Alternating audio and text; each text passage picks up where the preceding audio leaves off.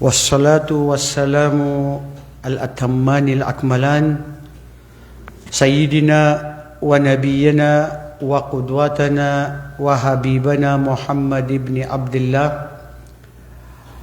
أرسله الله بالحق بشيرا ونذيرا وبين يدي الساعة من يطع الله ورسوله فقد رشد ومن يعص الله ورسوله فلا يلوم إلا نفسه ولا يضر الله شيئا. اللهم اغفر لنا وتب علينا ولوالدينا ولسائر المسلمين في كل مكان. اللهم إننا نجتمع في هذا اليوم في يوم الجمعة المبارك الذي نسأل بأسمائك الحسنى وصفاتك الأولى أن تزيدنا العلم وأن توفقنا لما نحن نحب ونرضى بوجهك الكريم يا أرحم الراحمين. أيها المشاهدون، أيها الأحبة في الله، حياكم الله، بارك الله فيكم، أهنيكم بأنكم في مجلس في المكان الذي يجتمع فيه الملائكة، وليس فقط أنتم الذين تجتمعون، وإنما الملائكة يسمعون كلام الله عز وجل، وأن الله سبحانه وتعالى اختار هذا المكان في هذا الأرض، وهذا المكان الذي أحب إليه، فهنيئا لكم أيها المسلمون. My dear brothers in Islam, Alhamdulillah, we thank Allah subhanahu wa ta'ala for all the blessings that He bestowed on us. We ask Allah subhanahu wa ta'ala to forgive our sins and the sins of our forefathers and our loved ones. May Allah subhanahu wa ta'ala make us firm in our faith and increase our knowledge. And may Allah subhanahu wa ta'ala, this day that we gather together for the sake of Allah subhanahu wa ta'ala, may we see this in the day that no one can save except those who came with their pure heart, with the sincerity of his good deeds, only for the sake of Allah Almighty. Mga ginigiliw naming mga kababayan mula Luzon, Visayas at Mindanao, mga minamahal nating kapatid sa relihiyon na pinili ng Allah subhanahu wa ta'ala na tanging relihiyon na kanyang tatanggapin. Tanging relihiyon na hindi lang tinatawag na relihiyon, mga kapatid. Alam niyo ba pag sinabing din, inna dina indallahi al-Islam. Huna mama'na din. Ano ibig sabihin dito ng din? Anong pagkaalam niyo? Pananampalataya, relihiyon ng Islam. Ano pa? Pagkaalam nyo dito? Ito yung gabay mula sa Allah. Mga kapatid, ang ibang mga pantas, katulad ni Bayhaqi, katulad si Suyuti, mga ibang mga mufassirin, ang din, hunaka fi maani kathira. Marami ang ibig sabihin ng din sa Islam.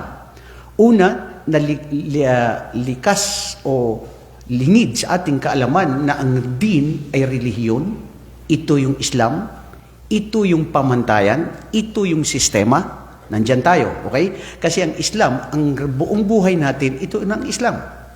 Ang lahat ng gawain natin, Islam.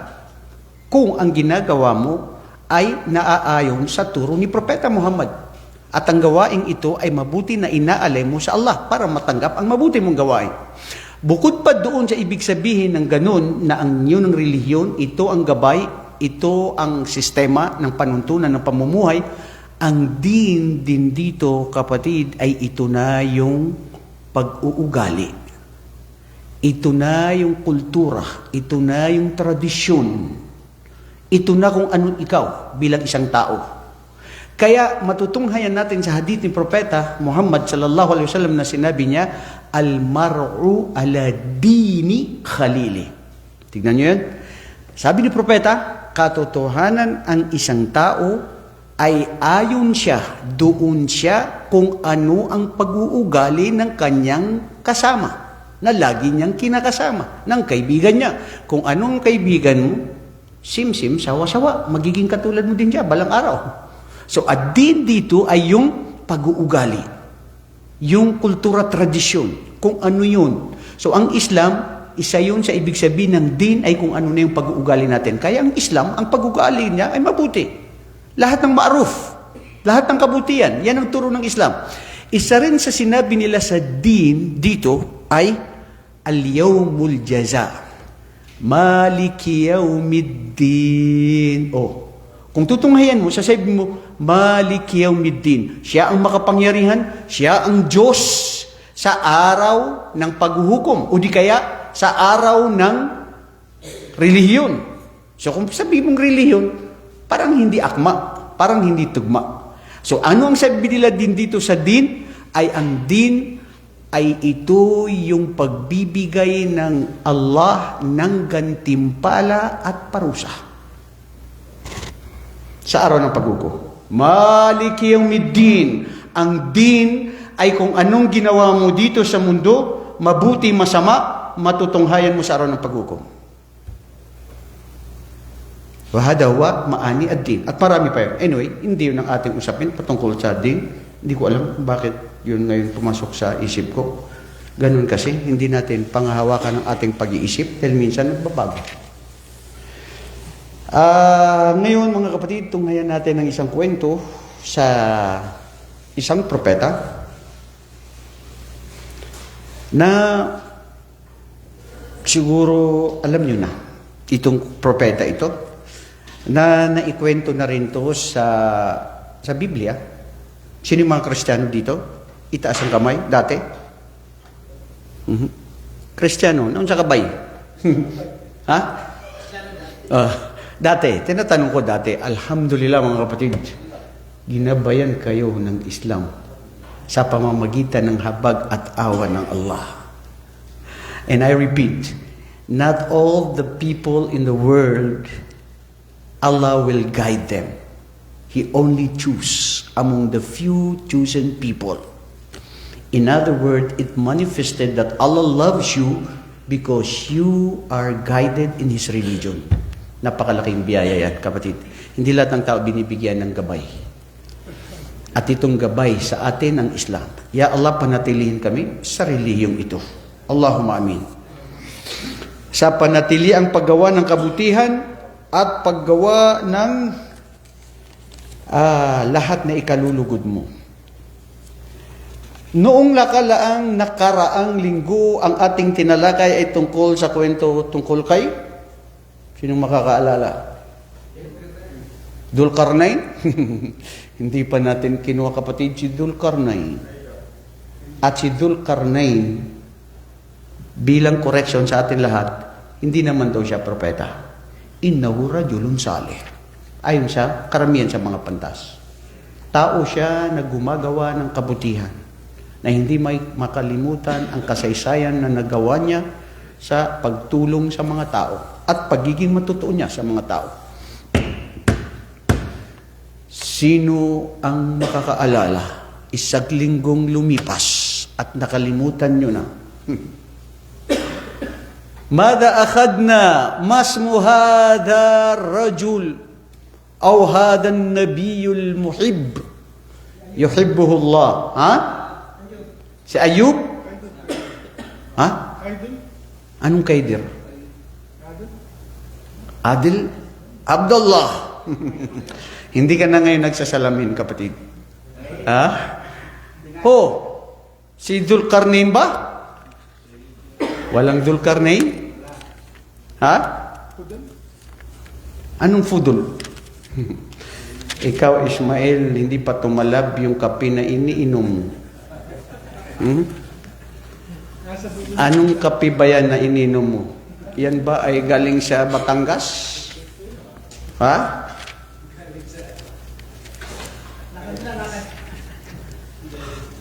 Correct. Very good. Tama. Sabi ni kapatid na Sheikh Ali Jamadan. Si Ali Janaban. Pero bago pa kay Qissatuy Ayub, bago natin yun marating, ay kinuha natin yung kwento kay Dhul Kifl. Siya si Ezekiel. Alam niyo kung bakit tayo nag-aaral, kapatid Abdurrauf? Kasi kailangan ng review. Kailangan palagian. Pati yung mga nagme-memorize ng Quran, isang araw lang na hindi ka magka-review, napakadaling makalimot ng isang tao. وَكَذَلِكَ بِأَنَّ اللَّهَ قَالْ فِي مُحْكَمِ تَنْزِيلِهِ وَمَا أُوتِيتُم مِّنَ الْعِلْمِ إِلَّا قَلِيلًا. Wala kaming ipinagkaloob sa inyo maliban sa napakaliit na kaalaman. Ito nga, last week lang natin pinag-usapan si Dhul Kifl, di ba? Ang daming aral na kuha natin doon kay Dhul Kifl. Tapos nakalimutan na natin. Kasi tao lang. Nakakalimot ang tao. Sinong gustong hindi makalimot? Itaas ang kamay. Smile? Gusto mo talaga hindi ka makalimot? Lagi. Lahat ng nangyayari, gusto mo hindi makalimutan? Di ka rin makatulog, sabi niya Omar. Ha? Abdurrahman, sabi niya. Totoo yan. Isipin nyo, pag ikaw ay hindi ka makalimot, kawawang bata ka.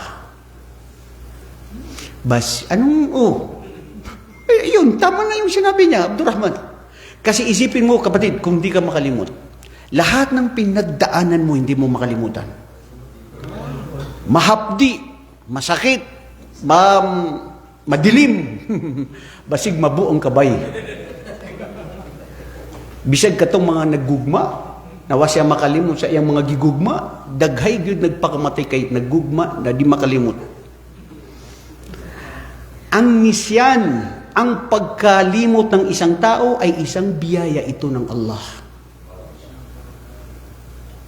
Dahil kung hindi tayo makalimot, hindi tayo makapag-move on. Hindi natin makalimutan ang mga nangyari sa ating buhay, sa mga kahapon, na hindi may paliwanag, nakalagim-lagim, nakakatakot, na minsan ayaw mong alalahanin.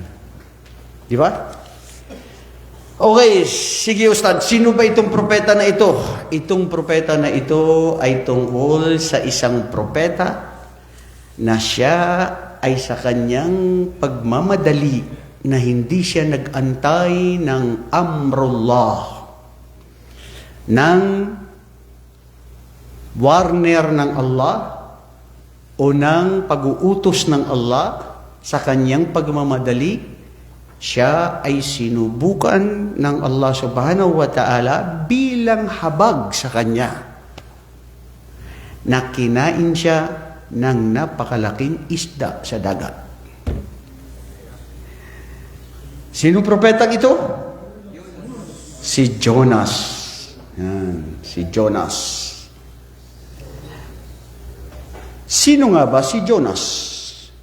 Alamin nyo na si propeta Yunus, siya lang at saka si propeta Isa na nabanggit na ang kanilang pangalan ay doon nang galing sa kanilang ina. Isa ibni Maryam. Si Isa na anak ni Maria at hindi sinabi kung sino yung ama niya. Itong dito sinabi si Yunus ibn Matta. Si Matta ay isang babae at hindi lalaki. Paliwag natin yan mamaya. Anong nangyari? Bakit gano'n? So isang dagdag kaalaman yun. Si Yunus bin Matta. Kana fi qaryatin yuqal Nainawi. Nainawi. Kung tawagin ito ay Ninieves. Itong karya na ito, isang lugar. Ano ba yung karya sa Tagalog? Karya, village. Ano yung village? Barangay? Kayo na mga Maranao, mahilig kayo ng mga barangay-barangay. Pati sa barangay, nagpapatayan kayo. Barangay lang bro, nagpapatayan na kayo dyan. Kaya hindi kayo matanggal-tanggal sa munisipyo. o probinsya? Bayan kong sinilangan. Isang karya. Ang karya, isang bayan, isang probinsya. Okay? Muhafada. Almuin, isang lugar na kung tawagin, Nainawi, na ito ay matatagpuan sa Iraq, sa Mesopotamia. Nabiyullahu Karim ismuhu Yunus ibn Matta alayhi salam, arsalahu Allah ila ahli hadhihi al-qarya allati 'asha ahluha zamanan tawila ala al-jahl wash-shirk. Ipinadala ng Allah subhanahu wa ta'ala sa lugar na ito ang Nainawi, ang isang propeta na siya si Yunus, sa mga tao na naninirahan na matagal ng panahon na sila ay nasa kamangmangan at kadiliman at pagtatambal sa Allah. Napakalaking kasalanan na ginagawa ng tao dito sa mundo ay ang pagtatambal sa iyong tagapaglikha. Ibinigay sa iyo ang lahat, nilikha ka lahat, pero ibang Diyos na sinasamba mo. Napakalaking kasalanan. At pag ang isang tao ay namatay, sa oras na siya ay nagtatambal at hindi nagbalik loob at hindi napatawad ng Allah, siya ay namatay na musyrik, na kafir, na ang kanyang hatol ayon sa mga ulama, ayon kay Propeta Muhammad, ayon sa Quran, fi nari jahannama khalidina fiha wal ya'udhu billah. Mananatili sa nagliliyab na apoy sa imperno. Kasi namatay na hindi napatawad ng Allah, na namatay na oras na gumagawa ng pagtatambal. Yan yung mga tao sa Nainawi. Fa'arsalallahu ilayhim nabiyahu Yunus alayhi salam liyad'uahum ilal iman, ilal tawhid. Allahu Akbar. Hindi na naman tayo mawala sa tawhid, Ustad. Kasi at-tawhid hada huwa asasuddin. Lianna at-tawhid hada huwa alladhi sabab anna Allah arsala rusuluhum jami'an bisabab at-tawhid. Dahil sa tawhid na ito ang pamantayan at ito ang kaisahan ng Allah at ito ang pananampalataya na pagkaiba natin sa kahit sino mang mga mananampalataya ay ang tawhid ng kaisahan ng Allah subhanahu wa ta'ala, wa huwa ibadatul khaliq jalla wa ala. At ito yung pagsamba, pagkilala sa tunay na nag-iisang Diyos, na siya ang Allah, na dhalika bi anna Allah huwal haqq wa annahu ma yad'una min duni huwal batil. Yan ang sabihin ninyo natin sa mga tao na kumikilala na ibang Diyos bukod pa sa Allah. Dahil katotohanan siya ang Allah, ang totoo na makatotohanan na Diyos ng sanlibutan at tagapaglikha na dapat sambahin, at ang sino mang sinasamba na bukod pa sa Kanya na hindi siya ang sinasamba, yan ay walang katuturan, kasinungalingan, kasidhi-sidhi at malaking parusa sa araw ng paghukom. Walakinnahum rafadul iman wa tawhid wala yazaluna ya'ishuna fi dhulumati wal shirk wal kufran. Falamma ya'isa minhum nabiyullah Yunus alayhi salam kharaja min tilkal qarya wa wa'adahum bihululil adhab bihim ba'da 3 ayyam. Si Propeta Yunus alayhi salatu wassalam, pagkatapos niyang magturo, manawagan sa mga pamayanan na patuloy na nagtatambal, gumagawa ng mga kasalanan, sinasabi niya sa kanila, katakutan ninyo ang Allah, sambahin ng tunay na nag-iisang Diyos. Lahat sila ay walang ni isa na naniniwala at nakikinig. Pasalamat ka kapatid na ustad na mayroong isa, dalawa na nakikinig sa iyo. Dahil mga karamihan pala sa mga propeta, sa dami ng kanilang tinuruan, wala ni isa sa kanila na tumatanggap. Tapos ikaw to, pag walang tumanggap at walang nakinig sa'yo, ikaw pa di masuko. Ba't ka masuko, bay? Ba't ka magagalit? Ba't ka magtatampo? Importante, ginawa mo. Nasa tao kung makikinig o hindi. At yan ang mga propeta. At hindi. Bakit? Dahil ito ang kwento kay Propeta Yunus. Dito siya sinubukan ng Allah. Bakit? Naiba kasi ang sa kanya. Ang ginawa niya, nung siya ay patuloy na nananawagan sa mga tao, katakutan ng Allah, sambahin ang tunay na nag-iisang Diyos, ya ayuhan nas, u'budu rabbakum, sambahin ang tunay na nag-iisang Diyos. Lahat yan ang panawagan ng lahat ng mga propeta. Ngunit sila ay patuloy na nagtatambal at hindi nakikinig sa kanya. Dumating ang araw na pagkakataon na sinyales na darating ang parusa ng Allah subhanahu wa ta'ala sa mga taong patuloy na gumagawa ng kasalanan at pagtatambal. Ang nangyari kay Propeta Yunus, sabi niya, wala na yatang pag-asa ang mga taong ito na makinig. Matitigas ang mga ulo nila. Nakita na niya ang pangitain na darating sa pangatlong araw, yung parusa. Ang ginawa niya ay lumisan siya sa lugar ng Nainawi. Kalas! Yan yung katulad meron palang katulad si Propeta Yunus na ibang mga duat. Mga ibang mga ngaral. Pero, katukin natin yan. Hindi yan nakikinig. Umalis na tayo. Huwag natin yung turuan yung mga yan. Hindi naman yan nakikinig yung mga yan. Walang kabutihan sa kanila. So, umalis na agad. Si Yunus, alayhi salatu wasalam, umalis siya na wala pang gabay at pahintulot mula sa kanyang tagapaglikha kung ano ang gagawin. Nakita na niya na parating ang parusa, ang ginawa niya, umalis. Lam yantadir bi amrillah, hindi siya humantay ng anumang pag-uutos ng Allah subhanahu wa ta'ala.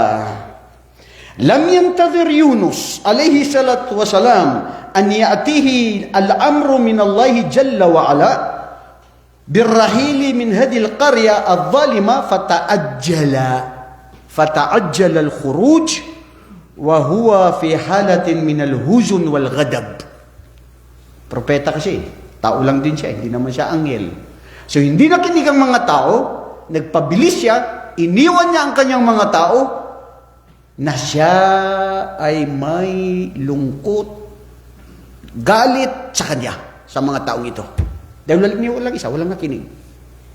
Tao siya, yun, nagalit siya, sabi niya, bahala kayo, importante, sinabi ko sa inyo, ayaw niyo makinig, ayaw ko makasama sa parusa, umalis. Ang mga ibang mga propeta, nasasaksihan nila ang mga parusa na dumarating sa kanila. Pero ito siya, qadarallahu wa ma syaa fa'al, ito kagustuhan at hukom ng Allah, may dahilan, umalis siya. Ano ito mga kapatid? Ikinukwento ito. Laqad kana fi qasasihim ibratul liulil albab. Ito ay para sa atin. Mga aral sa mga nangyari sa mga kwento sa mga nauna, lalong-lalo na sa mga propeta. So nung umalis siya, falam yash'ur bi annahu bidhalika akhta'a wa annahu laysa min muhimmatihi hidayatun nas wa innama muhimmatuhu taksir ala da'watihim ila Allah amma al-hidayah fala yamlikuha illa Allah azza wa jalla. Correct, di ba? Hindi man lang niya napagtanto o naisip na hindi naman naisip na nagkamali siya sa ginawa niya na dapat hindi ako umalis dito sa mga taong ito. Dapat patuloy ko pa rin silang tuturuan maski ayaw nila makinig kasi hindi naman talaga yung hangad ko ay sila ay mabigyan ng gabay. Ang totoong dapat lang sa mga propeta at sa mga ngaral ay ipabatid, ituro, ibahagi. Kung ayaw maniwala, nakuha mo na ang gantimpala mo. Wala ka ng pananagutan na sa tao ang bibigyan ng Allah ng gabay at kung sinong ililigaw niya, mananatiling ligaw. So yun ang nangyari kay Propeta Yunus alayhi salatu wasalam. فألهم أنه لما خرج يونس من بين أهل هذه القرية الظالمة تحقق نزول العذاب بهم. Dahil akala niya, darating na talaga itong pangitain na 3 araw na itinalaga sa kanila na mangyayari ang parusang ito. Nagdilim ang kalangitan, nag-iba ang panahon, darating na ang parusa. Ang ginawa ni Yunus, umalis siya agad, napunta siya sa baybayin na kung saan ay dito siya sinubukan ng Allah subhanahu wa ta'ala. في ظلمات الليل ولهذا قال الله سبحانه وتعالى فلولا كانت قرية آمنت فنفعها إيمانها إلا قوم يونس لما آمنوا كشفنا عنهم عذاب الخزي في الحياة الدنيا ومتعناهم إلى حين. الله أكبر. Kung hindi lang dahil sa mga taong ito sa lugar ng Nainawi na hindi sila naniwala, dahil kung hindi nila pinairal ang kanilang pananampalataya sa panahon na kung saan ipinadala namin ang aming propeta na si Yunus, kashafna anhum adhab, dahil sa paniniwala nila, itinaas namin at tinanggal namin at hindi namin itinuloy ang parusa. Allahu Akbar. Parusa dito sa mundo at lalo na sa araw ng paghukom.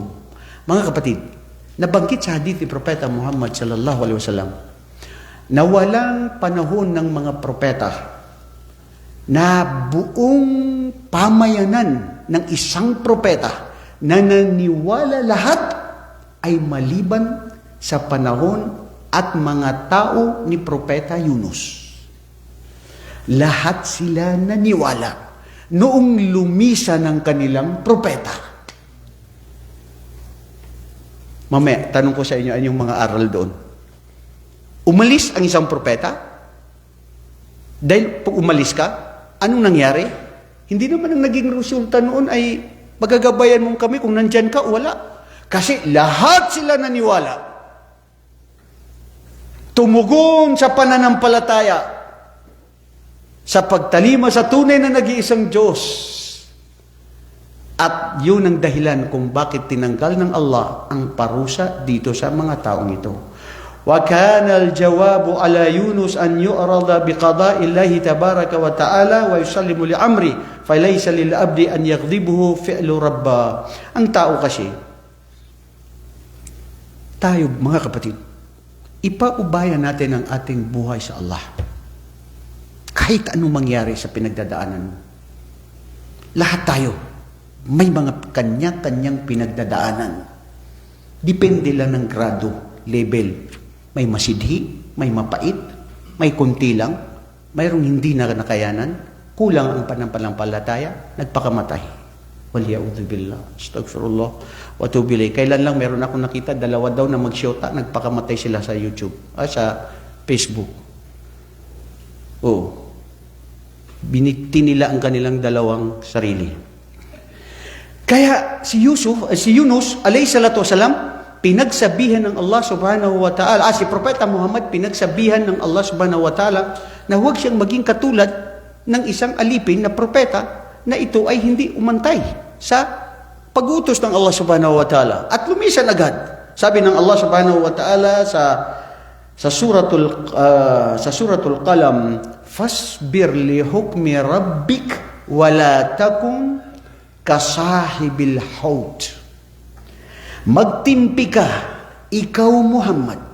Magsabr ka, kayo na mga mananampalataya. Ikaw Muhammad, sa mga pag-uutos, sa mga hukom ng iyong tagapaglikha, ang iyong Panginoong Allah subhanahu wa ta'ala. Magtiis kayo sa mga tao ninyo. Magtiis kayo sa pamilya ninyo. Magtiis kayo sa anumang mga pag-uutos namin. At huwag kang maging katulad ng isang kasahibil haut wa sahibul haut huna huwa ad-danuna huwa Yunus ibn Matta. Siya si Yunus na lumisan sa kanyang pamayanan dahil hindi nakapag-antay at sa kanyang pagmamadali. Wa inna Yunus la min al-mursalin idha abqa ila al-fulk al-mashhun fasahahuma fakana min al-mudhadin. Siya si Yunus nakasama doon sa mga binigyan ng obligasyon na pagtuturo bilang isang propeta sa mga tao. So, nasaan tayo? Pumunta siya sa baybayin. Nakita niya ang isang Anong nakita niya? Super Perry? Wala na yung Super Perry ngayon. Kapatid, sino yung mga taga Mindanao dito? Ako kasi naabutan ko nung dati yung Super Perry. Tugo na ngayon. Basta, ang sabi rito ay sasakyang pandagat. Maging barko man siya, maging isang bangka na malaki, o sasakyan pandagat. Nakita niya at lumisan at kilala ng mga taong ito, si Yunus, pinasakay siya. Noong siya ay napasakay na, biglang dumilim ang panahon at lumakas ang alon sa dagat kasama pati ang hangin. Sabi ng kapitan, magdidesisyon tayo ngayon, magbabawas tayo ng mga gamit. Binawasan ng mga gamit. Kailangan pa natin magbawas ng tao.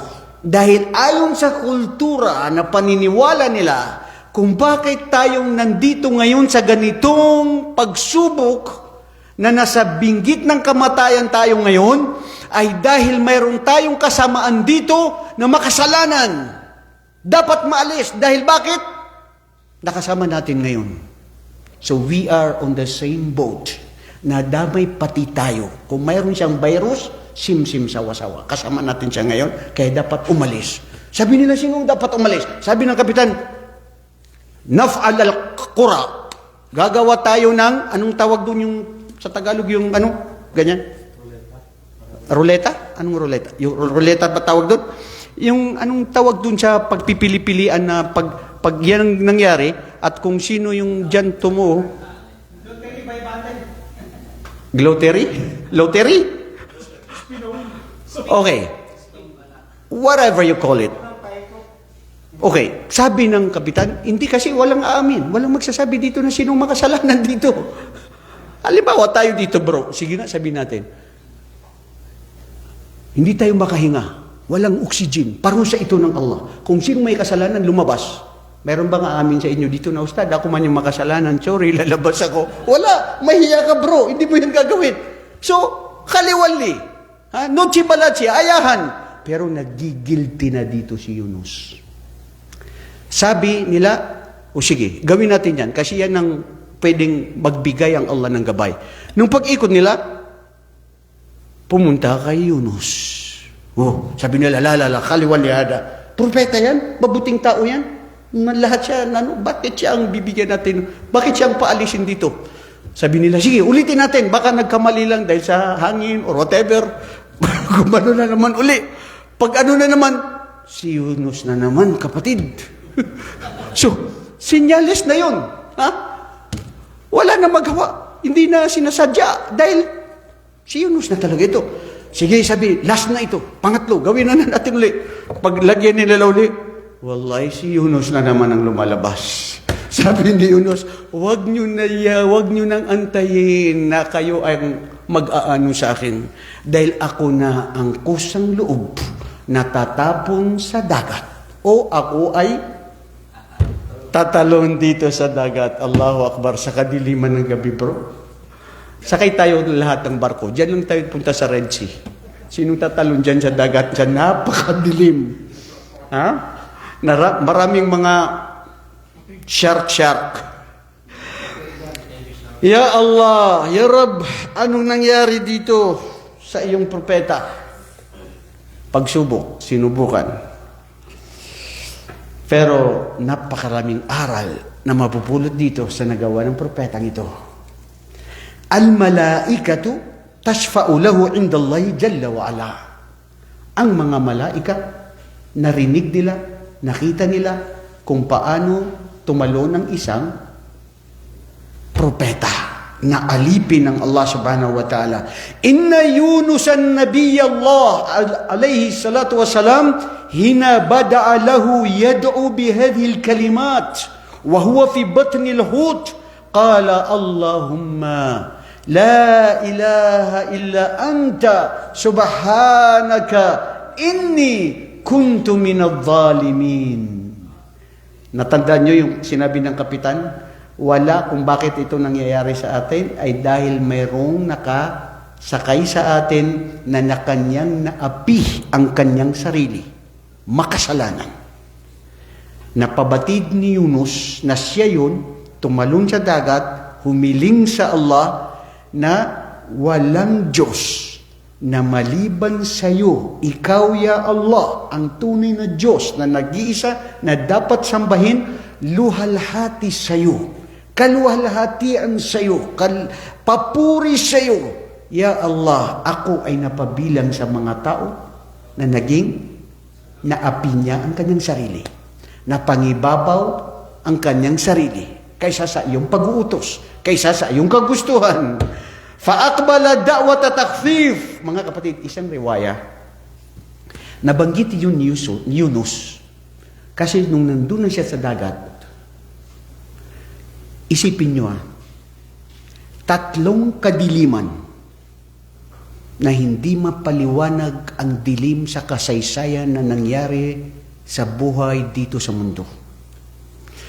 Pag ikaw ay nandun sa kaila-ilaliman ng dagat, maski ngayon may liwanag. Itong liwanag na ito. Pag pumunta ka doon sa pinaka-core ng ilalim ng dagat, madilim na, hindi na aabot doon ang araw. E paano pa kaya kung gabi? Kadiliman ng gabi, kadiliman ng kaitiman, nang nandoon ka sa tiyan ng isdang napakalaking balyena. Anong pangatlong dilim? Ha? Anong libingan? Ha? 3 kadiliman ang nandito na experience ni Yunus alayhi salatu wasalam. Kadiliman ng takip silim ng gabi. Kadiliman ng pinakailalim-ilalim ng dagat. Kadiliman ng nandoon ka sa tiyan ng balyena na walay suga dito sa sulod. Meron ka bang makikita na mayroong mga flashlight dito? Mayroon ba ditong candle o lighter para makita kung nasaan dito yung mga pankreas ng isda? Saan yung puso niya rito? Lahat madilim, bro. Allahu Akbar. Ngunit si Yunus, ang mga propeta nakakarinig na hindi naririnig ng mga pangkaraniwan ng mga tao.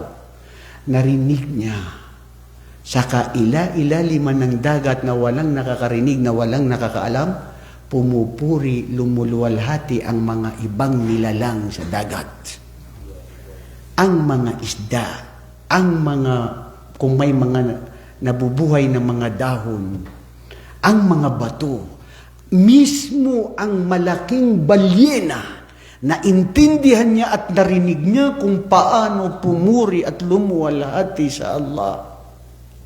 La ilaha illa anta, subhanaka, inni kuntu minadh-dhalimin. Walang Diyos na ikaw ang Allah na patuloy na pinupuri at niluluwalhati ng iyong mga nilikha.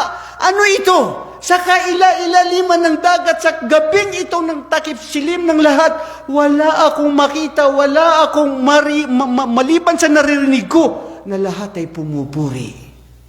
Ikaw ang Diyos, kapuri-puri at luwalhati sa iyo, ya Allah, napabilang ako sa mga taong naanyaya niya ang kanyang sarili o nagkasala. Ang sabi ng Allah, noong patalon na si Yunus sa dagat, inutusan ang balyenang isdang ito na ikaw ay mayroon akong gagawin sa'yo na aalagaan mo na isang alipin na tatalon sa dagat, walay sa riskok. Hindi siya biyaya sa'yo. Siya ay aalagaan mo. Ilulublob mo siya, kakainin mo siya, o tatalon siya na mahulog siya sa bunganga mo, hindi mo siya kakainin, hindi mo siya papahirapan, datapot siya ay aalagaan mo. Wallahi mga kapatid, nung naipasok daw si Yunus, alayhi salatu wasalam, ang tiyan ng balyena ay lumuwag. At inalagaan itong si Yunus, alayhi salatu wasalam. At doon siya pumuri sa Allah subhanahu wa ta'ala, At dahil sa kanyang papuri, luwalhati sa Allah, dito siya naka-survive. Sabi, falawla annahu kana minal musabbihin, lalabitha fi batnihi ila yaumiddin. Kung hindi lang ang aming alipin na si Yunus ay napabilang sa mga pumupuri, lumuluwalhati sa amin, sa Allah subhanahu wa ta'ala, minal musabbihin, siya ay mananatili sa tiyan ng balyena hanggang sa magunaw ang mundo. Allahu Akbar. Ya Allah, Ya Rabb, Ya Khaliqana. Ibig sabihin, bro, dito sa tafsir ng mga pantas, kung si Yunus ay hindi siya pumuri, lumuwalhati sa Allah at hindi niya nasabi ang katagang sinasabi natin kanina, hanggang ngayon, nabuhay pa tayo, maari na nandiyan pa siya sa tiyan ng balyena. Nabuhay. Walang imposible. Si Isa nga buhay eh. Nabuhay nga ang mga kabataan na nakatulog sa yungib ng 300 taon at 900 o 900 buwan o ano pa, idinagdag. Di ba? Walang imposible. Imposible bro. Sa power ng Allah subhanahu wa ta'ala. So, wa'an batallahu ala syatil bahar syajara. Ang sabi dito, si Yunus, noong nagtasbih na siya sa Allah subhanahu wa ta'ala, pinahintulutan ng Allah subhanahu wa ta'ala ang isda sa dagat na iluwal ng may pag-aalaga ang kanyang alipin ng Allah. O ikaw isda na balyena, hindi yan risk, hindi yan biyaya sa'yo, yan ay ipinagkatiwala ko sa'yo, alagaan mo siya, ngayon nagtasbih siya sa amin, ay iluwal mo siya, ilabas mo siya, hindi dyan sa dagat, na siya ay kusang loob na mahihirapan para lumangoy na pumunta sa malapit sa lupa, pangpang. Hindi. Kailangan ikaw mismo, ilapit mo siya doon, na iluwal siya doon sa may isla na kung saan siya ay nakalabas at normally, mga kapatid, sabi dito ng mga pantas, galing siya sa parang nagkasakit. Sino ba naman yung magkakasakit na mapunta ka doon sa isang ng isla? Nawala ng lakas, nagkasakit siya, pero may isang uring dahon na kanyang ipinag-utos ng Allah subhanahu wa ta'ala sa kanya na ito ay kanyang kainin at uminom ng tubig at nahipla na ang kanyang katawan at gumaling siya agad-agad. Si Propeta Yunus alayhi salatu wassalam. Abtaka ala syajaratin yabasat wala tabki ala 100,000 min mayazidun. Ito yung sinabi dito na si Yunus alayhi salatu wassalam ay gumaling siya doon dahil doon sa dahon. Anong aral dito?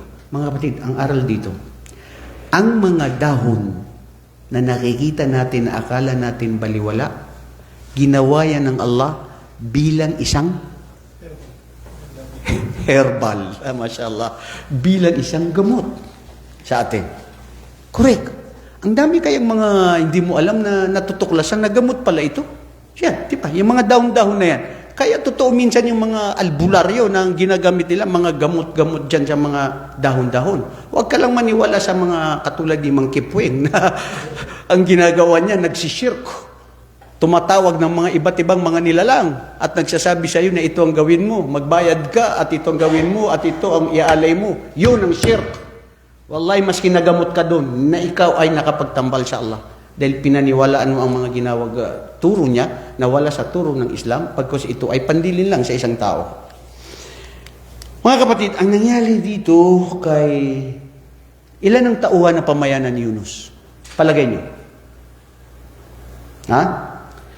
Ang mga pantas sinabi nila sa sa suratu Safat at ayon din sa mga hadith sa Qisas ang Nabawi ay 100,000 pamayanan.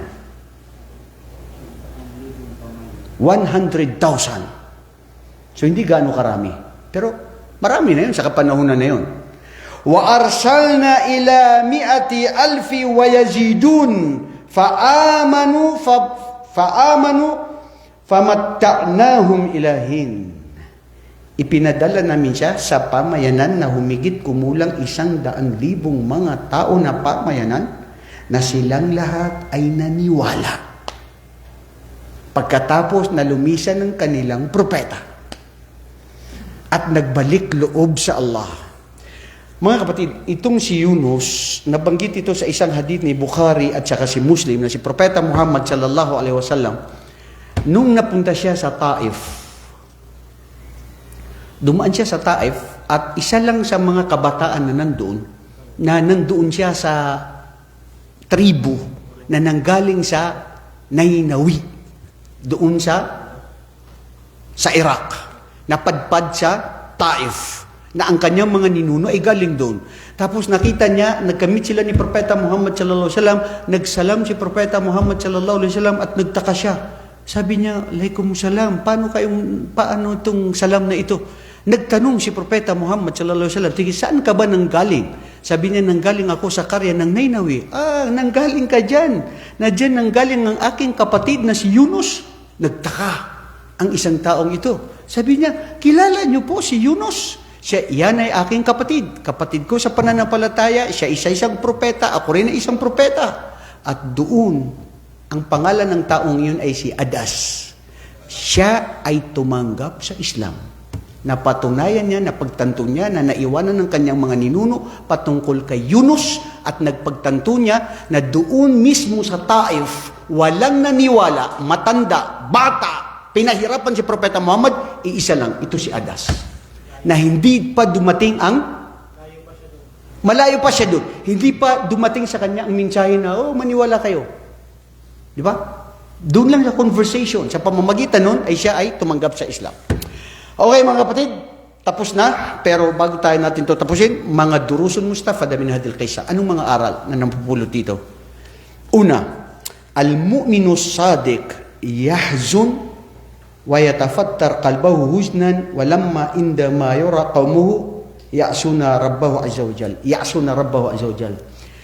Ang dapat lang sa isang mananampalataya, pag may mga nakita siya sa kanyang pamilya, sa kanyang kaibigan, sa pamayanan nila na gumagawa ng mga kasalanan, siya ay nalulungkot. Siya ay nasasaktan.